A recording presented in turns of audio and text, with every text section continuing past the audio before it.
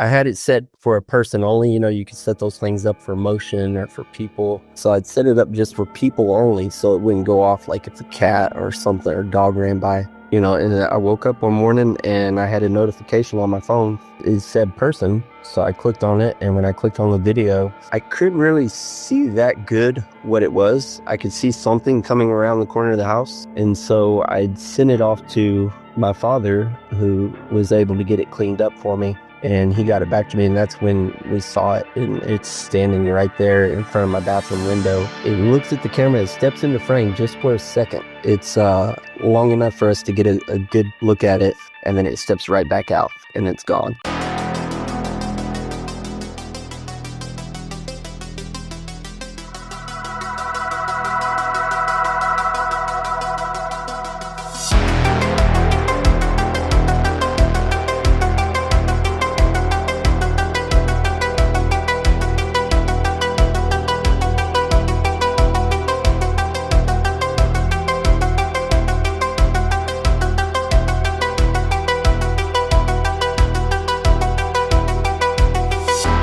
This is Bigfoot Crossroads. My name is Matt, and joining me is another Matt. I'd like to welcome Matt Parrish to the podcast. Matt is a researcher out of Washington. Is that correct? Correct. But you're originally from Texas, huh? Yes, sir. From East Texas. Yeah. So how did you get from East Texas to the Pacific Northwest? Well, Sasquatch. Living in East Texas, you always hear the stories, and you see all the documentaries and everything, but there's not really a whole lot of activity in the area that I was in, or at least that I could see, going out into the field. So I would, start going out, taking my family on vacation to these Bigfoot hotspots to look for the best, I guess you could say, viable habitat. And the Pacific Northwest really struck a chord with us when we went here. We came here, and it just seems to have everything that's perfect for concealing a species like Sasquatch. Then we had our own experience in 2018 when we were camping up on Lake Crescent. Me and my wife actually heard something behind our cabin one night, and that's really what kind of focused my attention on this area in the Olympics. So how did Bigfoot originally get on your radar in East Texas? Was it something you heard about as a kid growing up, or? Yeah, it was just something that I'd heard about growing up. Between my dad and my grandfather telling stories, and it was always kind of a boogeyman type, thing. It was like a fairy tale. I mean, it wasn't until I was in the first grade I actually saw a book in the library about myths and legends and cryptozoology. And when I open it up and I'm flipping through and I see different things, but what really grabbed my attention was that iconic picture of Patty walking from the Roger Patterson film. And when I saw that, something, it just kind of struck a nerve, and I thought that looks so real to me that, there's got to be more to this than just the, tales and the boogeyman stuff. When I was younger, you didn't have Finding Bigfoot or Expedition Bigfoot. You didn't have all the TV shows. If you wanted to find anything out about Bigfoot, you had to, it was just like word of mouth, people telling stories, or you had to go to your local library to find something. We didn't have the internet, or it wasn't widely available, Yeah. So, yeah, like it is today. So I've got very similar roots in this. I started out the same way, just desperately searching for books on the subject. And as you well know, it was lumped in with a lot of other things back then. It didn't really have its own section or anything. It was just kind of shoved in books about ghosts and UFOs and everything else. Did you have an interest in that stuff as well? Not so much. I mean, again, for me, it was, I think, too, if I had never seen that picture of Patty, I probably would not have struck as hard as it did. But it was being able to see that, okay, there is actually something flesh and blood in this picture, or appears to me, and my perception of it was that it was real. And so that really, all the other stuff, I'm kind of I wanted to see it, or, something like that. So those things are interesting, but they're not what really grabbed my attention. Yeah. Did it just like really captivate you so much? I mean, I just being honest, you're the first person I've talked to that's actually uprooted and moved to pursue Sasquatch. And I find that really interesting. Like, what was that decision kind of based around? Well, I'd worked for the Texas Department of Criminal Justice and for over a decade, and it was always the plan that we wanted to live somewhere in the mountains. We didn't really have a specific location, and then we started visiting Washington State for like I said, I would bring my family here for vacation, and in 2018 we were staying up on Lake Crescent in a cabin on the northern part of the Olympic Peninsula. And it was around 11 o'clock at night. I remember it was actually on my birthday. It was our last night here in the Olympics. I had laid down to go to sleep, and my wife too. And there's no air conditioning. There's no white noise. It's just dead silent. And we heard only what I can describe as like the Ohio call for people that are familiar with Bigfoot calls. But it was just this real long, drawn out call from the top of this ridge. And I sat up and I looked at my wife, and she looked at me, and I was like, there's no way we're hearing this right now. Happy birthday. Yeah. And so, I said, we got to come back, and I said, this is the place where I want to retire.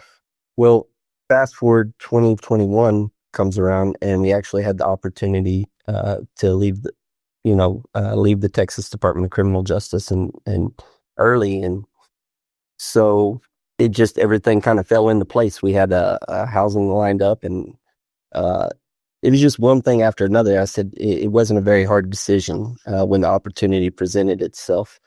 And so that's what we did. And everyone thought we were crazy. We had a fire sale on all of our stuff. We were up here on vacation when the opportunity presented itself, and we got back and sat down on the couch, and I looked at my wife. I said, well, this sucks. I said, you want to go back? And she said, can we? I said, well, let's make some phone calls and see what we can do. And, we had a fire sale on all of our property in about 2 weeks, and we packed up what we could in the car and moved up here. And it's been an adventure ever since. Yeah. Yeah, that's amazing.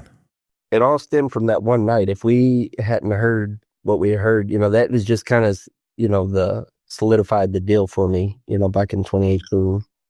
So now, had you already kind of tapped into like the online Bigfoot community before you moved up there? Not so much. I've seen the groups, and I kind of keep up with some of the news and stuff, but not so much the online stuff. No, the social media. Yeah. Not like I do now. So you just got up there and just went on it on your own, or? Well, we settled in the Quinault rainforest, and so I started hearing from locals, and I started hearing from people, the sightings, and I would go out and I would investigate things, and I would talk to people. And what I found really interesting was, nobody, from the South to coming to here, in the South, it's still kind of taboo. People will kind of clown you about it. Right. But up here, you open up and you say, yeah, I'm interested in Bigfoot, and then you tell people about your experience, the experience that I had in 2018.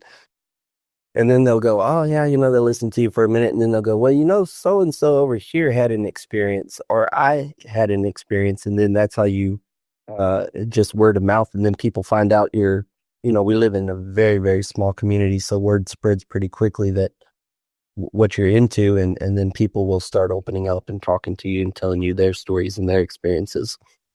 And so that's really how it kind of all happened. It's just kind of a hobby thing on the weekends. Once we moved up here, I had my regular 9-to-5 job, and then on the weekends I would go out and talk to folks and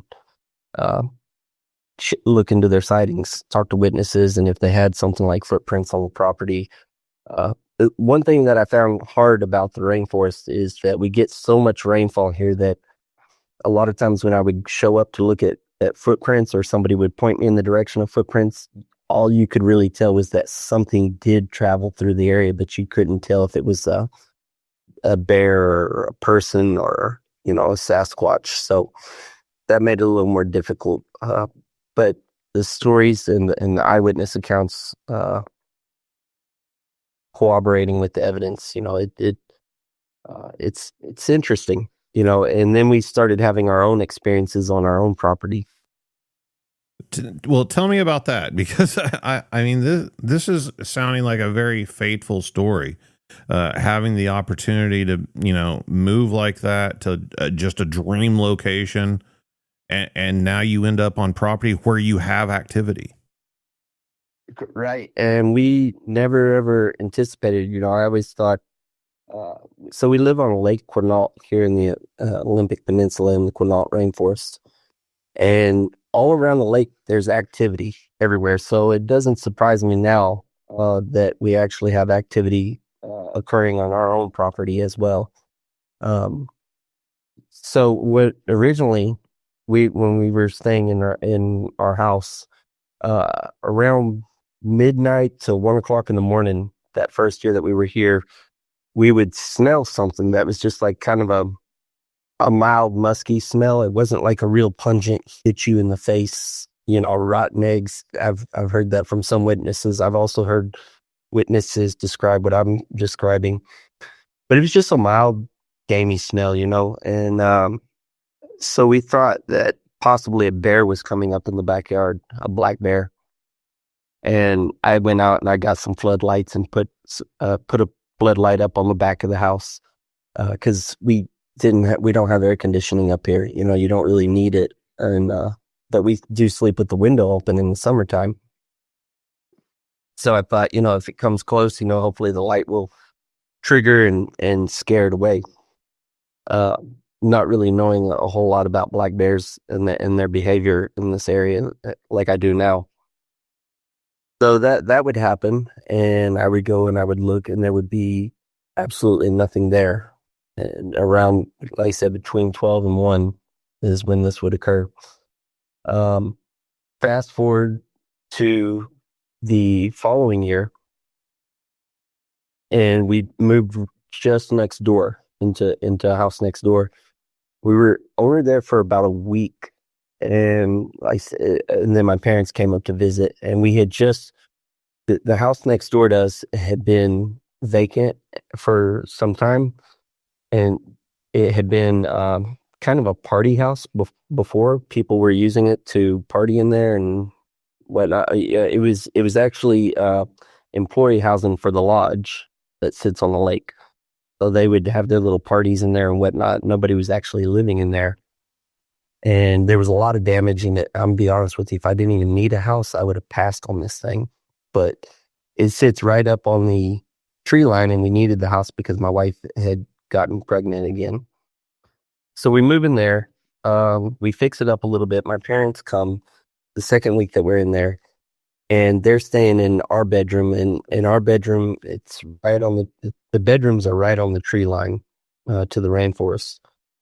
And in that room, there is a window unit with air conditioning. We went out and bought one, so that way they would be comfortable, and my wife would be comfortable during her pregnancy. And then we slept in my daughter's room just next door, and we had the window open. And it was around 2 o'clock at night. This was in the end of June. It was around 2 o'clock at night, and my wife wakes me up and she goes, "Did you hear that?" And I said, "No, I didn't hear." She goes, "I think someone's outside." I said, "There ain't nobody outside." And she goes, "Well, something's outside." I said, "There's a whole rainforest full of stuff outside."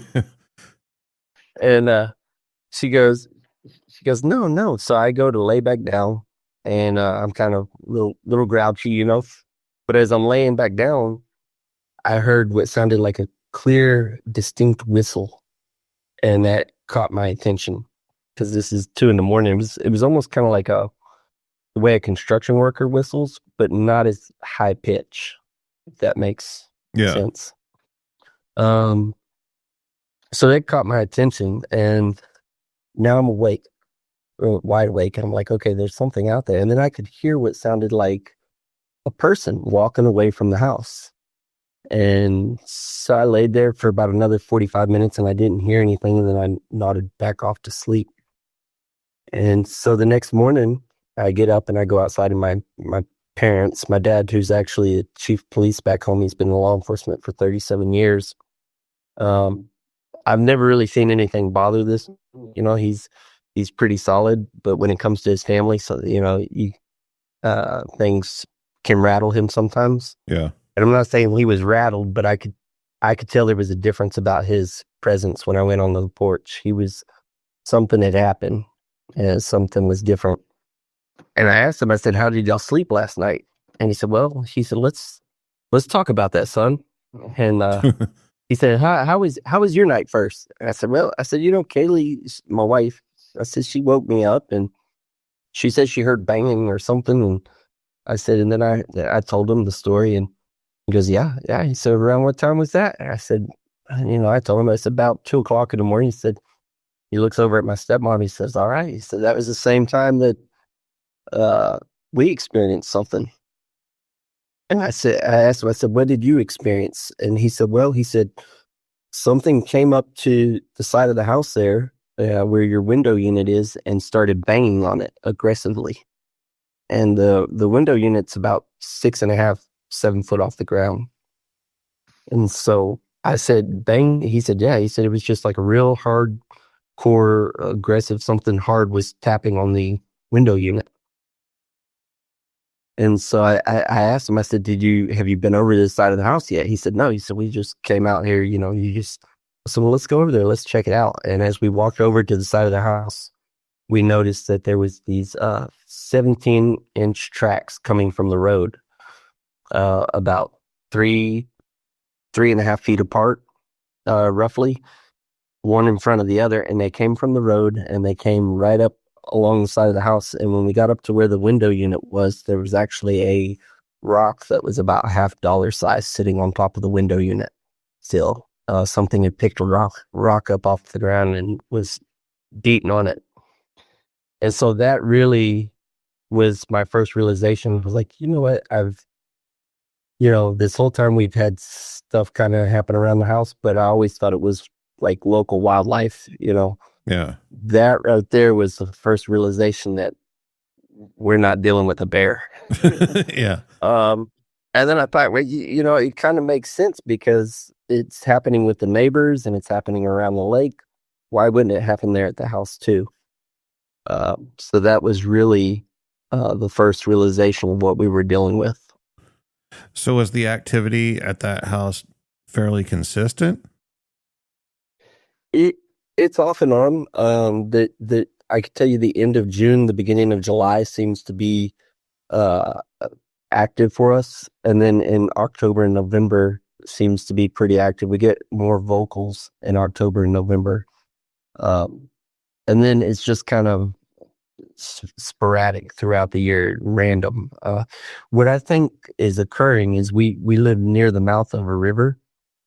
And I don't think they're visiting my house per se, but I think that it sits on a travel route because when you follow the eyewitnesses that I talked to, you can actually start to see a pattern develop. And I think that they're just passing through the property, going down to the river during the salmon runs. But basically, I think that's what they're doing, or whenever the freshwater clams, because beside the lake that we live on, there's a lot on the beach. There's a lot of freshwater clams there. So I think that that's what's occurring.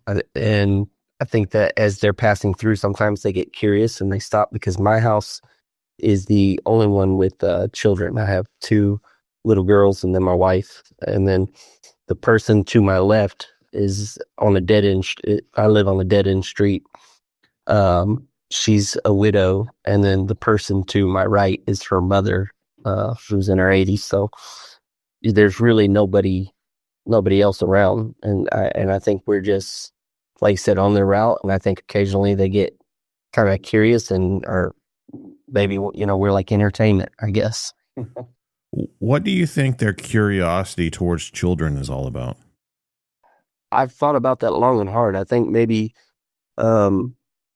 just kind of an innocence about children, I guess, maybe. they're not as threatening. They're smaller, especially little girls. They have the high pitched, squeaky voices. My daughter, she shortly after that incident happened at our house, that she had an experience, and well, we both did at the same time. I had actually came out of my bedroom. This was at 10 o'clock at night, and I went to the kitchen to get a drink of water. And we normally typically lay down around 9:30, 10 o'clock. And she's in her room, and so I told you we just moved into this house, and it was a party house, and one of the things that they damaged was the kitchen window. And so the kitchen window had to be replaced. It was busted out, and I had taken a piece of cardboard and placed up over the window until we could get the new window in. Because it was the size that it was. You couldn't just go pick it up at Home Depot. It had to be special ordered. So we were waiting on that. But as I was in the kitchen getting my drink of water, the cardboard started to flex inward towards me. And I had it taped, and I could hear the adhesive from the tape, pulling, crinkling, as whatever was on the other side it wasn't like real aggressive. It was just more like curiosity. And so I'm still not thinking Bigfoot, even though we had the activity, the week before. I'm thinking bear again, because we got a lot of bears out there. And so I'm watching this happen, and I'm thinking, how quick can I get to my gun if this thing tries to come in the house? And around that time, my daughter comes running out of her room, and she goes, "I know you're trying to sneak on me." And I said, "What?" She's 7 years old at the time. And I said, "What?" And she said, "Yeah, you were trying to sneak on me." And I said, "What are you talking about?" And she said, You were outside my bedroom window trying to sound like a zombie doing some type of weird foreign language." Oh, wow. Yeah, and I said, "No," I said, "I'm right here. I'm in my boxers, I'm getting a drink of water. I'm not outside the house." And then the realization, I seen it hit her, and she realized that I was telling her the truth. And I said, "What did it sound like?" She said, it sounded kind of, like Chinese talk. She said, but she said like a zombie. It was just gargled and raspy kind of. And that's when I realized that there had to be two of these things. One was talking to her at the same time while one was playing with the cardboard. Because the minute she ran into the kitchen to say all that, whatever was on the other side of that cardboard stopped pushing on it, stopped flexing on it. So there's been other times where we've gone outside, and it'll be in the evening time, and like I'll go out there a couple times, but the minute she comes out with me, there'll be like two distinct clear whistles from the tree line. So it's one of those things. I don't know what the fascination is with children, but I think it's maybe an innocence to them, and maybe less threatening. Now, you said you moved into that house in 2021? The first house that we moved into was in 2021, and then in 2022 we moved into the house next to the one that we're currently in. But they're right beside one another. It's the same property. As a matter of fact, they're so close that if I were to spit, I could hit the other one. Okay. So like we're going on basically 3 or 4 years now, and the activity has continued. And we actually managed to capture it on a Ring camera, on a Ring security footage camera. And that I was just recently on Expedition Bigfoot, and that video footage was shown on the Discovery Channel. Yeah, I was going to ask you about that. So people don't just end up, on Expedition Bigfoot. So how did that process work out? So there was a guy in the chat. Once I started researching a lot more and talking to witnesses and stuff, I would go into these group chats, and I would add myself to them and kind of keep my eye out for like people talking about my area, right? And so this guy posted this thing, and he said, is there anybody with a unique or interesting Sasquatch story for the area that I live in? And so I messaged him. I said, yeah. And it turned out it was a producer for the show. Oh, okay. And I still didn't know. He said, yeah. He said, well, we're looking to do just kind of like a small documentary thing. Um, and I was like a YouTube thing. And he's like, yeah. And he's like, sure. And so, and then it wasn't until later on we got further on and we, I figured out it was actually Expedition Bigfoot that was who I was talking to. And, yeah. And then they came out to the house and Bryce Johnson came out there and, we did a recreation of the events and, he interviewed me and they showed my video that I captured. So how did you get that video? What was going on at the time? So that video was actually put out the Ring camera. My parents came and then I told you they had the little experience with us, and then the event with my daughter that was just like a week after they left. And so I told my wife, I said we got to do something. I said there's got to be a way I said, do we still have the Ring camera that we had when we were in Texas? Do we still have it boxed up somewhere? Was that one of the things that we left? She goes, no, it's boxed up somewhere. So I got to digging and I found it in a box and I set it back up again. And I put it actually on the side of the house facing the tree line. So you just stuck it to the side of the house? Well, I set it on the porch. My porch kind of wraps around on one side. And the railing, just before you enter the house, that railing faces the tree line down the side of the house. And so I didn't even have it attached to the house. I just set it on that railing. I just propped it up there facing that tree line where we had been experiencing a lot of activity where they seemed to be coming and going from. And so I set it up and I had it set for a person only. You can set those things up for motion or for people. So I'd set it up just for people only so it wouldn't go off like if a cat or something or dog ran by. And I woke up one morning and I had a notification on my phone that is said person. So I clicked on it, and when I clicked on the video, I couldn't really see that good what it was. I could see something coming around the corner of the house. And so I'd sent it off to my father, who was able to get it cleaned up for me. And he got it back to me, and that's when we saw it. And it's standing right there in front of my bathroom window. And it looks at the camera, it steps into frame just for a second, but it's long enough for us to get a good look at it, and then it steps right back out and it's gone. And so that was really kind of like, wow, like, okay, we've seen the footprints, we've seen the, evidence around that they're visiting the house. We've seen things misplaced outside. We've seen the rock on top of the window unit, but to actually see it on film now, that was really mind blowing. Yeah, I bet.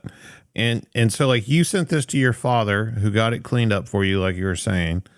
So I would assume that he saw it before you. The person that cleaned it up saw it. What was his reaction to this? He was pretty mind blown too. They were all in shock. They were ready to load up and come back up here to Washington. We go hunting for Bigfoot. Actually, they're sitting down there. They're like putting together a plan. Okay, now we know it's there. Now, there's no question, and he actually said, he said, if I'd seen this from someone else, you always go, well, maybe, I don't know, but he said, you're my son. I know you. And he said, I know that what I'm looking at is real. He said, I'm ready to come back. So he was pretty excited. So on the video, how much detail can you see? Can you tell what it is, or is it just like a person shaped object? Or no, you can tell what it is. It's you can't see like great detail.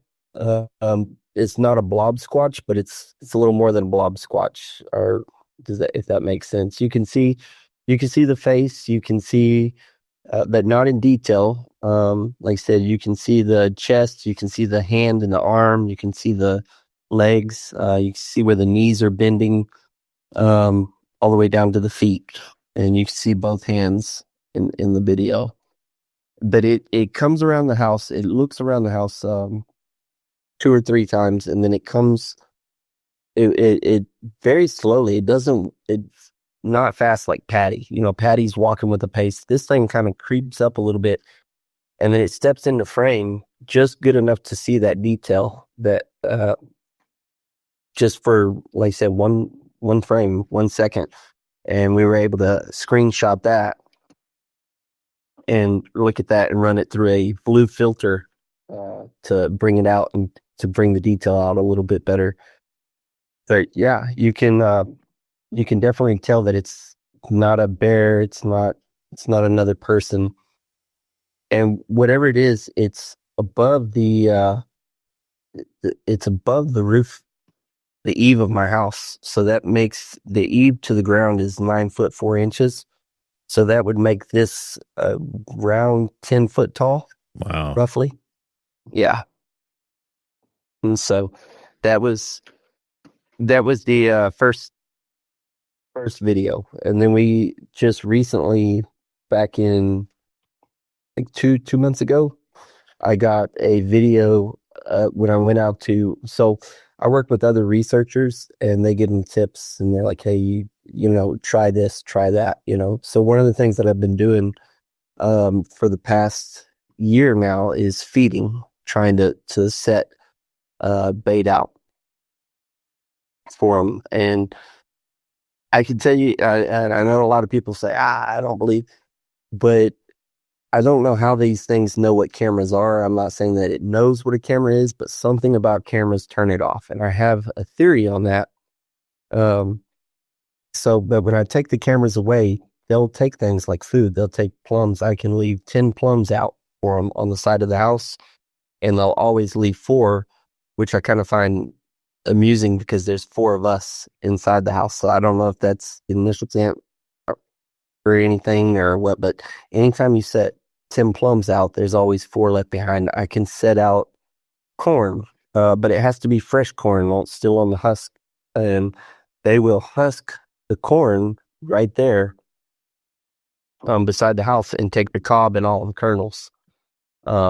Shrimp also seems to be a big hit, but I can't really say that that's, because all the shrimp's gone. I mean, anything could be coming up there eating the shrimp, but with the corn, you could say, okay, well, I don't know of anything that's going to husk it. Right. Raccoons and bears, they'll shred the corn, they'll tear it apart. If a bear was coming up or a raccoon was coming up and eating the plums, I imagine it would take all of them, or it wouldn't leave consistently 4 behind. So that's one of the things. And one night when I went out there to place my bait, I was placing some apples and some pears, just some fruit. And I heard, right as I went around the corner of my house, I'd heard, and I go out there the same time consistently because I try to keep a routine in case they're watching. I go around the corner of the house, and in the back corner of the property, I heard a good-sized tree fall over. Now, there was no wind. There was nothing. We weren't having any rain that night. It was just a clear night. And so I thought that was really odd. So I walked over to the edge of the property and I'm looking, and I didn't see anything. So I took the fruit that I had and I was holding up in the headlight, and I was kind of just talking to the woods, like, all right, look, guys, this is what I brought you tonight, So I go back and I'm placing my fruit out on the little table that I have beside the house there, between the house and the tree line. And I can hear something coming up right behind me. And it's just, I can hear the brush popping and snapping. And I turn around and there's these 2 big red eyes looking back at me. I seen it with the headlamp, and it was reflective. That the eyes were reflected from the light.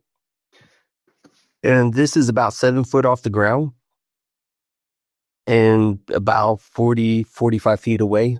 Wow. But I think, or it appeared at the time when I measured it out, it actually was around 52 feet from me, but it seemed closer. Yeah. And so this thing, is staring at me, and I actually managed to get it on film, and I started recording it. And it's just the eyes. The eyes, though, do this really unique thing. They are uh, bright red, and then as they would turn, because off to my left, I could hear like brush also popping and snapping again, like where that tree had fell. But as they would turn to look in that direction, they would transition to like an amber and then to a golden color when you would catch the side of the eyes.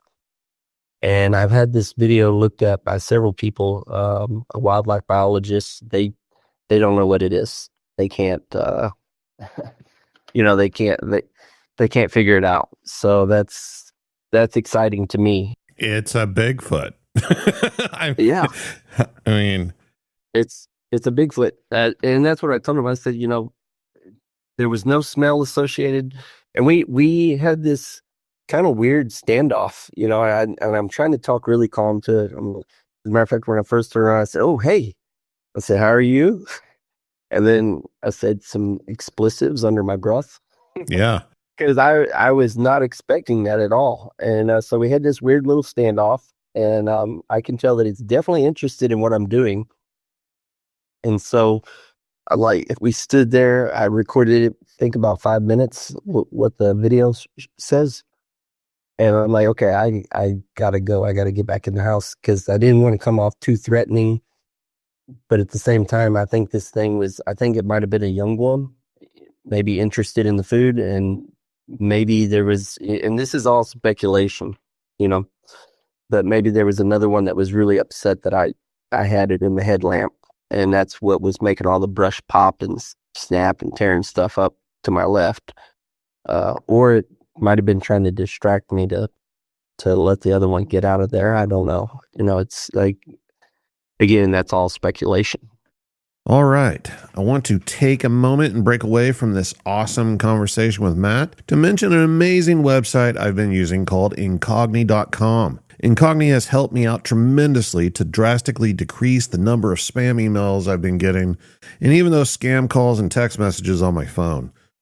I wasn't expecting much when I signed up, but I had no idea just how much of my personal information was out there being bought and sold by data brokers on the internet. Incogni has put a stop to 143 different data brokers that were selling my personal info to who knows who, and who knows what they would have done with my information. I've had my identity stolen in the past, and trust me, it's not something you want to experience yourself. And Incogni can help you secure your info and make sure that doesn't happen to you. Incogni does all the work for you, making it extremely simple. They track down who has your information, remove it, and keep you constantly updated on what they are doing behind the scenes. They even have a family and friends plan, so you can help protect those that you care about the most. Incogni has made it all super simple. I wish tracking down Bigfoot was as easy as the way Incogni tracks down your information. You might not find Bigfoot when you go looking for it, but with Incogni, they offer a 30-day money-back guarantee, so there's nothing to lose. Take your personal data back with Incogni. Use code Bigfoot at the link in the description and get 60% off an annual plan. All right, now back to Matt. You said something that, is so validating for me. If people have followed the podcast or know me personally and have talked to me over the years, you may have heard me talk about the famous incident that involved my best friend who was skeptical of these things existing. He goes down to Texas with me and has a sighting, and I'm there. And part of that sighting, I've talked to people about me pointing a spotlight at one right as it was going to cross the road down a ways from us. It was trying to get away, and it was headed towards the tree line next to the road, and I knew it was going to try to cross the road, so I shined the spotlight down there, and I caught it in the spotlight. It was too far for me to see it, but I could see the eye shine through the tree limbs and everything. And as it turned its head away, the spectrum of color in the eye shine changed from red all the way to amber, all the way to gold, and eventually, to me, looked almost like a teal color right before it went back into the shadows of the woods and I couldn't see it anymore. Yeah, I've told that story over the years. I've tried to push, hey guys, the eye color changed as it changed its angle to the light. And now here you are, the first person I've ever talked to that has witnessed the same thing. Oh wow.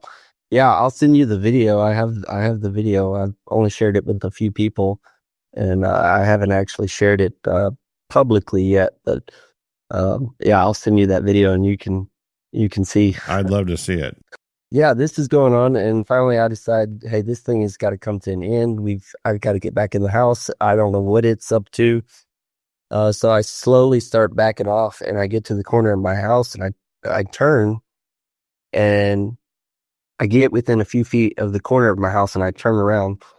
And as I hit the corner, I look back one last time. I had my headlamp on, and this thing now was not where it was in the bush, but it was right on a tree, this big tree, and it had its head popped out beside the tree, and it was looking right at me. I just remember seeing the big eyes. And the interesting thing to me was that I remember a little bit of a silhouette of the head, the shape. I don't really remember details about the face though, because I think I was just focused on the eyes. That's the main thing that really popped out to me.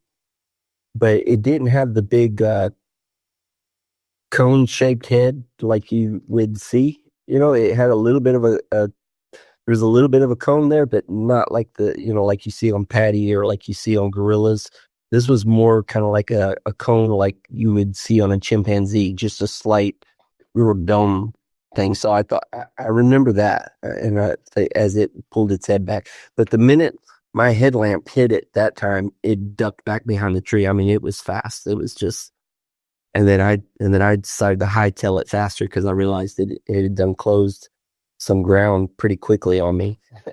and I'm not even entirely sure that maybe was another one that was just behind that tree, and I just never saw it the whole time because I never heard it come up. I never heard it move anymore through the brush as I was backing off.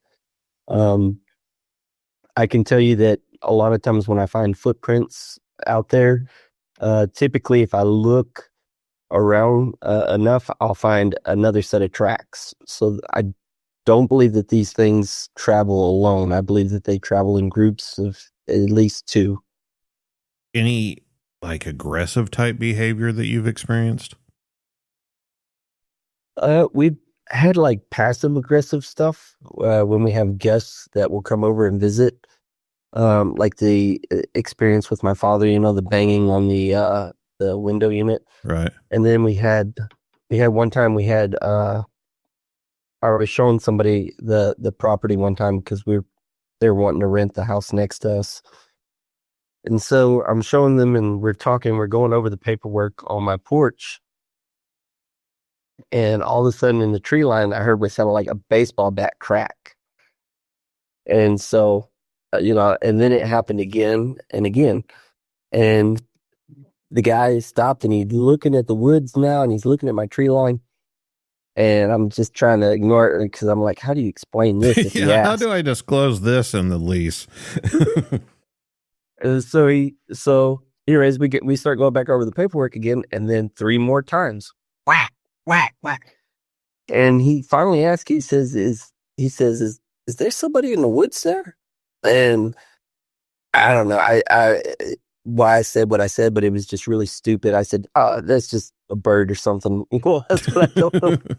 Because I'm like, how do I explain that to someone? We've got really big woodpeckers.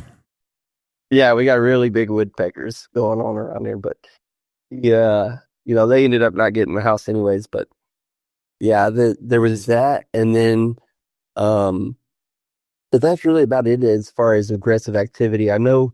One night, my daughter she was washing dishes, and I've convinced my wife the only window that we have open with no curtains or no blinds or drapes is the kitchen window. And I've convinced her to allow me to leave that window undone so that way they can see us in the kitchen if they're outside at nighttime in the forest. and because I'm hoping that we can get them more comfortable to come in closer to where maybe we can get that really good piece of video footage or evidence that we're looking for. So one night, my daughter was washing dishes, and where I was sitting, I had a clear sight of where she was, and the window. There's a big kitchen window in front of her that goes to the outside, and that window at nighttime, because there's no street light or nothing on the outside. It's just about 40 feet, and then you're in the forest. It's just solid black. It's got a glossy shine on it at nighttime because it's just reflecting the light inside the house.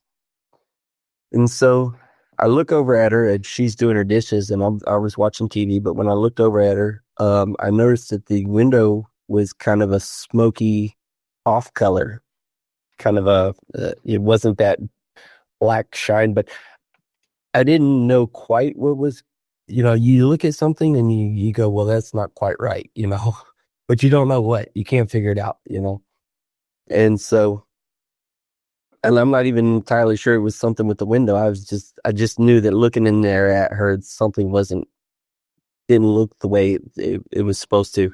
And so I told her, I said, I called her and I told her, I said, hey, I said, you can stop doing those dishes. I said, I'll take care of the rest of it. I said, you can go play if you want.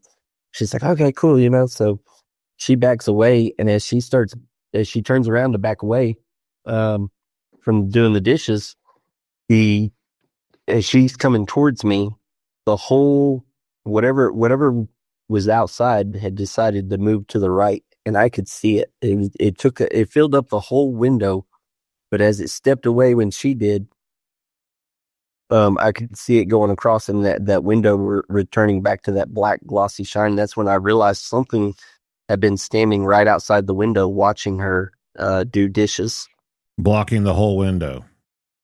Yeah, blocking the whole window. And that off color that I was seeing was the light from the kitchen going through the window, hitting it.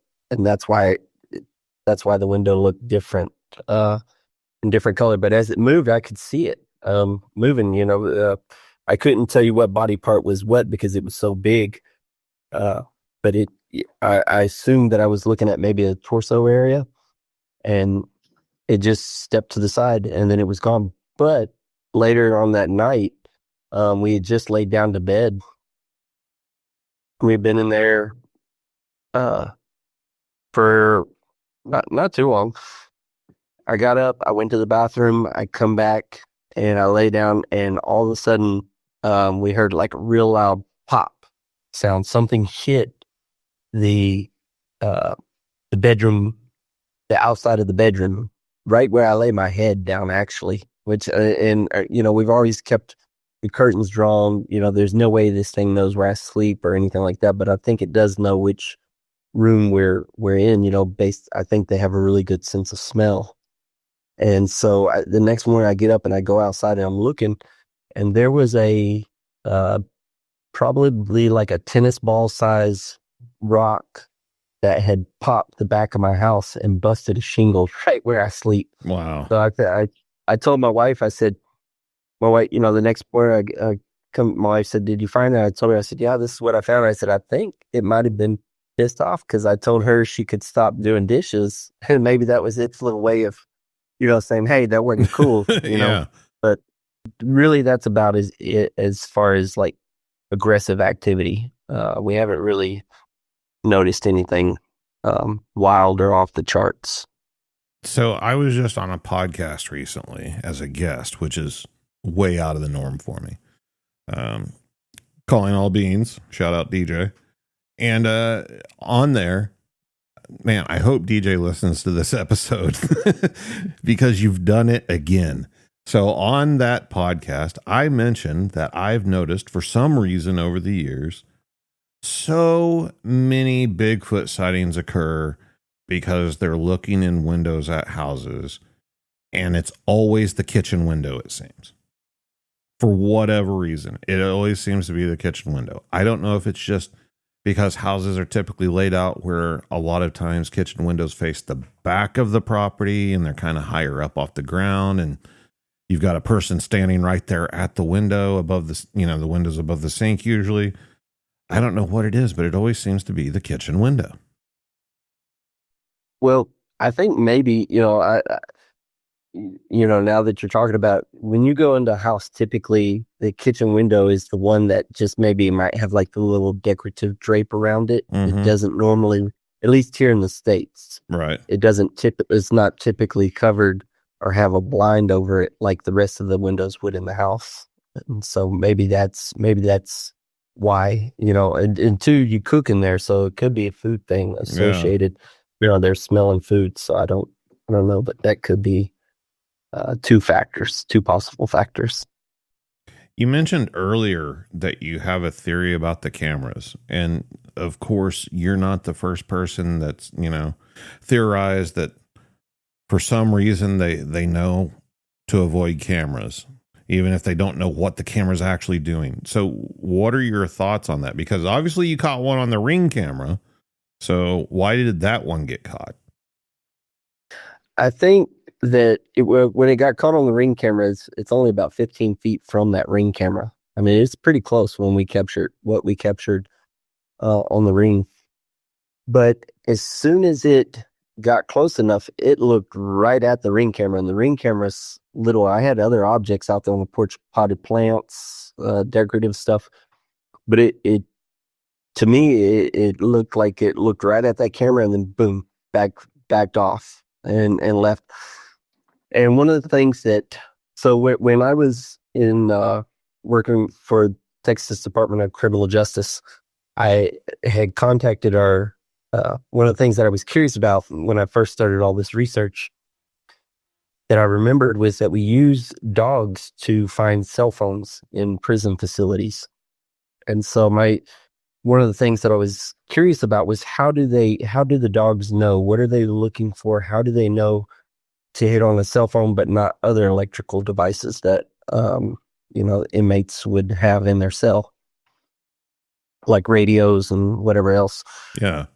And so I called up my kennel sergeant and I asked him, I said, hey, how do you, I never really thought about it. I was just called you guys when I needed you, but how do those dogs know to look for cell phones? And he said, well, in the camera, he said, in all the smartphones now, in the cameras, they use a chemical called niobium oxide. He said, and it's always, it's in your game cameras, it's in your cell phone camera, any camera. I said, really? He said, and that's what we train the dogs to hit on is that chemical niobium oxide. And so that really kind of stuck out to me. And I thought, well, maybe there's something to this niobium oxide, because we could say, okay, you could say, well, it's human scent that scares off them. I could get the human scent if you put up a game camera out in the woods. I could see that, Yeah. But how do you explain it when it's at somebody's house, right? And there's human scent all around the house. You know what I mean? Yeah, and there's constantly changing objects and everything else. Yeah, what was it? And it's like I said, this is just a theory, but I think that there are certain chemical components used to make cameras that these things might be sensitive to, especially if they have a really great sense of smell. Anything like a grizzly bear or greater, then it's not unreasonable to think that there are certain things that could turn them off, almost act like a repellent. Yeah. And it could just be a situation where it's not even necessarily the acute sense of smell. Maybe it's just something that they're particularly sensitive to that we don't know. But that's a really interesting theory, and I'm definitely going to deep dive that immediately. Because that makes a lot of sense. And I never thought about the training of the dogs for the cell phones and everything like that. It makes a lot of sense. Yep. That's what they're looking for. And so just kind of, when he told me that, I was like, maybe, it's funny because I put game cameras up out in the field, out in the woods, and we actually, you even try to conceal them and hide them the best you can. And like elk will come right up and sniff them. Yeah. It's just, you could, like I said, there's a whole lot of things that you could say, no matter how good you try to hide that stuff. It seems like the locals always seem to find it. But when it's up on your house, how do they know? Especially your sense. So it's just something I found interesting, something that I kind of look at right now. Yeah, for sure. So you're working on a book project. What's the focus of that going to be? So the book is basically, it's what I've done is I've taken all the reports that I've been collecting over the last 4 years from my area. It's called the Sasquatches of Grace Harbor County, and I've taken the eyewitness reports and I've turned them, because when you read reports and like the certain groups, it gets kind of monogamous. It gets kind of boring, Yeah. because they're all kind of the same. So I've taken it and I've taken their reports and I've turned them into campfire stories. But you can go back in the back of the book and reference the actual report, so you'll be able to see exactly what took place. And so that's what I've done a little different with this book, and it's just locals and their accounts. And when is that going to be available? Well, it's hopefully next month. It's going to go off to the publishers, and we'll be having it pretty quickly. Oh, wow. Yeah. So I'm hoping before summer we'll have it out. And then you've got the Yakima Bigfoot conference coming up, you said? Yes, yeah. So I'm going to be speaking in at the Yakima Nation at the Legends Casino October 24th and 25th as a guest speaker for that Bigfoot conference. And any previews as to what you're going to talk about there? Urban Sasquatches. That's what I'm going to talk about. It seems that in my research, one of the things that I've find consistently is that, a lot of times, people go out and, on the TV shows, they go out into the woods and they find Sasquatch, but that's not so much the case. It seems like these things are coming up to small rural communities, and that they might actually possibly be thriving just on the outside of it. Of these little communities. And so I think that a lot of times we might be looking for Sasquatch in the wrong place, and really we need to look closer to our own homes. I mean, case in point, your property. Yeah. My first sighting actually took place in a parking lot. So Oh, wow. I'm a big proponent of the urban Sasquatch theory. Yeah. I think they've learned to adapt and survive just on the outskirts of our society in small rural communities. I'm not saying you're going to find one on, the outskirts of Los Angeles, but, I don't know. I'm open to, I hear a lot of different theories and stuff. I have my own. I'm in the realm that it's a flesh and blood creature, just from the things that I've seen and the things that I've experienced. But I'm open to all the possibilities as the data comes in. I'm open to change and adapt. Well, that's what I was going to ask you before we finish off here. I mean, it's, the question everybody asks, the question everybody wants to know, and the question nobody has the answer to. But at this point, what do you think they are? I honestly, that is a good question. I don't have an answer for that. I think that, so what I can tell you is that, being the way people move and the way people will try to avoid other people, this thing definitely does not act like your typical wildlife, right? So to say it's a primate, I think it's a little bit more than a primate. I'm not going to say that it's that they're a type of people, but maybe maybe a mix. We know that humans are crossbred with Neanderthals, right? So is it unreasonable to say that maybe, like a relic hominoid didn't crossbreed with a species of primate or something? I don't know. I don't necessarily believe that it's like Gigantopithecus, like a lot of people say or believe. That's a common theory. I think that it has intelligence like you and I do, uh, in the aspect that it's able to avoid detection. It's intelligent enough to know where to go, and how to stay just in the shadows to avoid people. I mean, just case in point, the ring camera incident, like you said, whatever the reason be, after it figured out it was there or saw it or whatever, it backed away and took cover again. Compared to the other example you gave of like an elk coming up and sniffing a game camera. The thing didn't come up and sniff the camera or anything. It acted like a person. I've even seen, like, I've followed these things through the woods, tracked these things through the rainforest there around on the outskirts of my property. And I've seen where they'll go to step like in a soft spot, like a muddy spot, and they'll retract their foot back and then they'll continue on the more solid ground just to, and I don't know if it's that they're trying to conceal their prints or maybe if it's just a preference that they prefer harder substrate compared to soft substrate, but it's something that I've noticed. Or like when they go through a marsh, you can see the transference from where they will step on logs to avoid stepping into the mud. Right. They'll cross the marsh.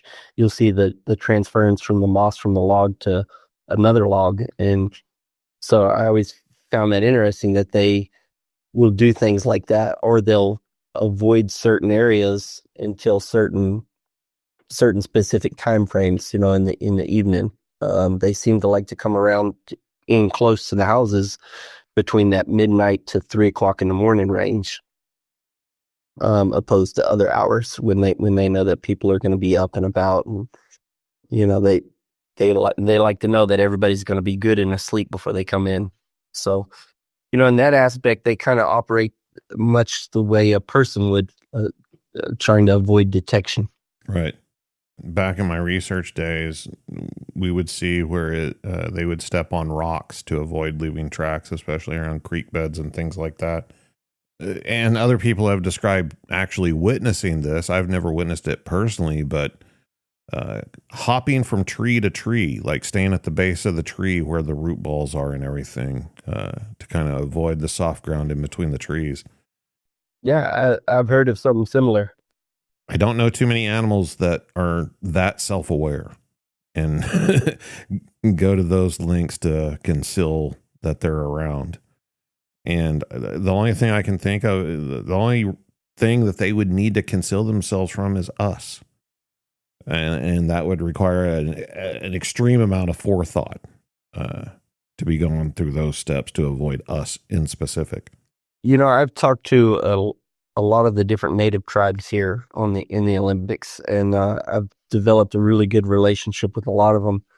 And there's, one of my friends told me, they said that they are just, and this is he said that they're just disgusted with people in general, that they are curious about us, but at the same time, they're just disgusted. They don't want us to be aware of their presence. And so I don't know. I just kind of find that interesting that they're willing to come in close enough to see what we're doing, but at the same time avoid us at such great lengths. Well, Matt, I appreciate you coming on here and sharing some of your stories and some of your insight on the subject. And man, it's an open invite. Anytime you want to come back, I'd love to have you. Oh, thank you. I appreciate that. It's been a blast. I've had a good time.